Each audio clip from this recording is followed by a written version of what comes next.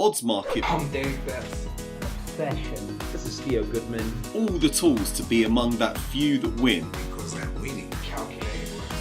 I'm Stuart from Tipster HQ. My name's Jay Baglia. Hey guys, Gabriel. Some call it gambling. Here to bring you the best political betting tips. It's the booming industry of professional gaming. Odds Market, Sports Bet Daily. Bankroll management. Over at Odds Market. We are odds market. Watch us. America's Grand Prix here. First of all, how impressed were you by Marc Marquez in Argentina? Yeah, that was crazy. It was super impressive. He actually, he could have won by the most distance he ever won. He would have won, I think he could have won. He could have won by 14 seconds. It would have been the biggest distance he ever won a race, except for on the last lap he knew he hadn't won and he slowed down and he was kind of coming around the last corner. He just kind of got up off his bike and celebrated a bit. So he could have set a new record there for himself, but he chose not to, I think. But yeah, he was super impressive. Yeah. He led from the first corner to the end of the race. No one stood a chance. Yeah. And can he pull a similar feat in Austin? For me, I hope not, because I'm not backing him. Oh, no. I'm not backing him. He's going for his 7th victory in Austin in a row. He is just the king of America when it comes to this GP. He cannot be beaten. But I think he's 3-10 to win the race. Like you just can't back a MotoGP rider at that price. It's ridiculous. Like I say, he could be gone in the first corner. Anything could happen. He could have a bad qualifying. I'd stay away from it. All right. So if for the bets that I'm going to be placed on the MotoGP, they're really just kind of fun bets, because if he doesn't crash, I think he wins the race.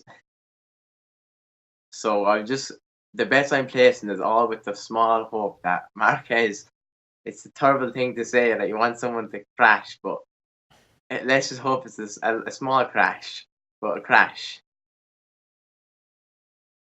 Yeah.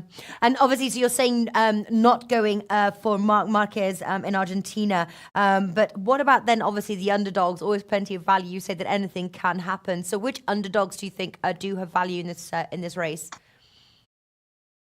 Yeah, the good thing about Marquez being such a heavy favourite, and it's going to work in our favour, and Marquez win the last 6 years in a row in America, is his title. The rider that could challenge him for the title, the Vizioso, is 15-2 to win the race.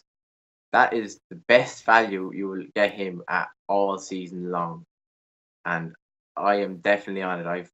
I only have one unit win on it just because I'm scared of Marquez, obviously. But I think that 15-2 and the Vizioso is absolutely amazing value.